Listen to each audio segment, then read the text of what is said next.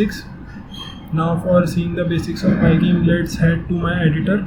Now we will be seeing the basics of Pygame, starting with one of them, which is important one, like how we can load screen in Pygame. So my terminal is getting ready. I'll be showing you how you can get your screen ready and play music, make key events read from the file, and apart from that, draw certain things in it. Now seeing the first program, which is here. Wait a sec. The basic thing with the program covers is importing the Pygame modules, loading the Pygame in its Pygame screen to be displayed. Now setting the color. Here we have defined a boolean variable which will be used for running a loop. When the variable will be set to false, the loop or the screen display will stop.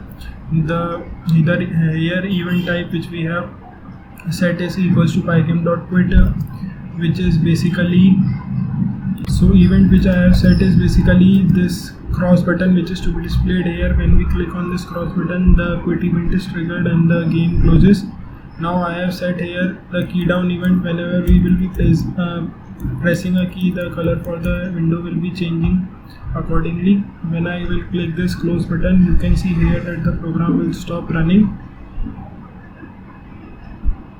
Here you can see the program has stopped running. Now I will show you all different things, but I will not explain you those things. Those things will be explained, which are the basics which I have used in making the game. I will be explaining all of them step by step while I will be explaining you or telling you about the game. As explaining each of this thing individually will make the video very much long. Here basically I have displayed a screen which disappears when I press the button Q. So this is the program for it. The third basic for loading the screen is when we will be displaying or removing the screen after the button is pressed. So let me run this. Now whenever I will be pressing the cross button or any button from my keyboard, it will be you can say that making the screen disappear. Now coming to the fourth program or fourth basic, it will rename the screen according to the given name which we have specified in it.